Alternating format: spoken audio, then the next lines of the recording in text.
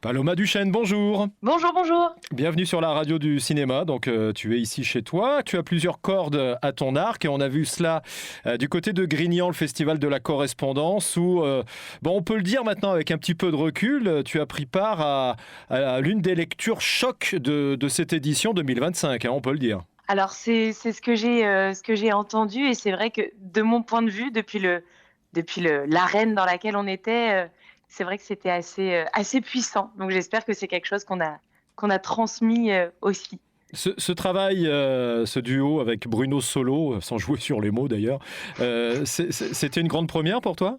Ah oui, oui, oui, complètement, déjà l'exercice de la lecture, c'était une première, mais j'avais pu, l'expérimenter pendant la semaine avec Jean-Pierre Bouvier et Christophe Maury, lors d'une autre lecture sur les correspondances de Charles de Foucault et là l'expérience vraiment, devant le château de cette lecture avec cette tribune, devant nous, ça c'était, une grande première, ouais.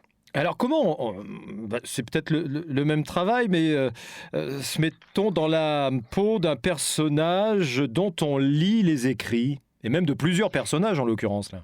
Alors exactement, c'est vrai que c'est très particulier parce que c'est un autre type d'écriture, un autre type d'échange. En plus, on a quand même souvent le texte sous les yeux en appui, donc ça change quelque chose au niveau du jeu, des regards, dans le fait d'être, ensemble.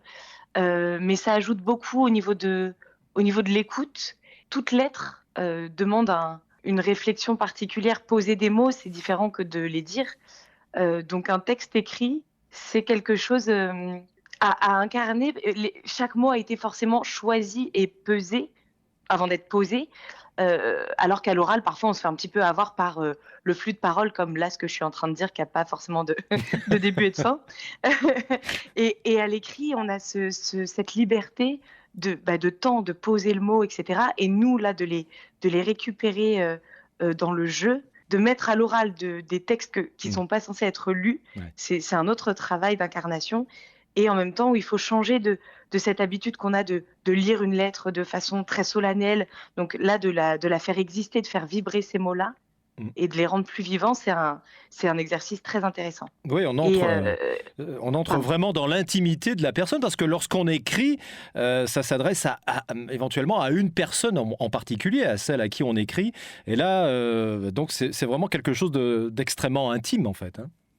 Alors exactement et là, pour, la correspondance donc qu'on a eu la chance de faire avec Bruno, il y avait un échange entre une jeune protestante et Sébastien Faure.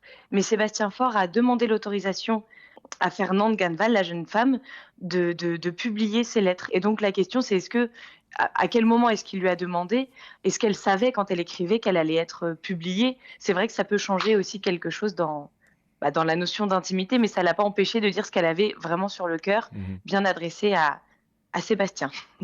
Comment as-tu, vécu ces différents exercices? Parce que c'était à la fois, de la lecture, du jeu, même du chant, c'était complet en fait, hein? Ah oui, oui, ah oui, oui, c'était fantastique. On n'avait pas de trou.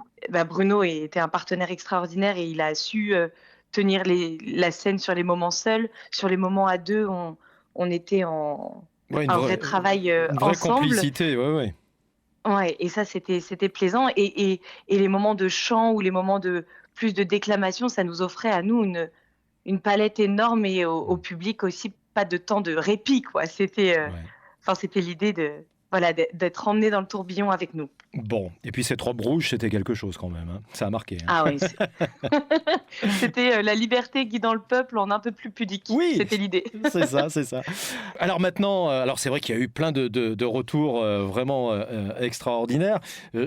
Ça donne de l'appétit, ça donne envie de vite remonter sur scène, est-ce que c'est ton cas déjà là? Pour la rentrée, oui, mais bien sûr, appétit énorme, grosse faim de scène. J'aimerais aussi davantage tourner, à l'image, faire un peu plus d'images, mais c'est vrai que le rapport là au public, à la scène et surtout dans ce genre de lieu, c'est tellement unique que ça donne envie d'y retourner encore et encore, ça c'est sûr. Quel rapport as-tu justement, on parlait d'images, au cinéma, tout ça? C'est des choses Je suis que tu aimes aussi? Ah oui, oui, oui, oui, énormément. Je suis, pétrie de films. Je suis très, très, très fan de comédie musicale.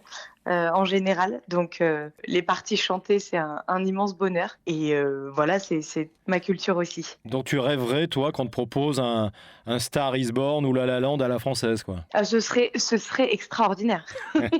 Des demoiselles de Rochefort Eh ben, l'appel est à lancé. notre âge. Et ben voilà, dites-moi où j'arrive. Les demoiselles de n'importe quelle ville, il n'y a pas de problème. En tout cas, Paloma, on était ravis de t'entendre après ce festival de Grignan. Et puis, on souhaite t'y revoir et de façon générale, de te revoir très, très rapidement, quel que soit le support d'ailleurs. Eh ben, merci beaucoup et avec joie. À bientôt, Paloma. Au revoir, à bientôt.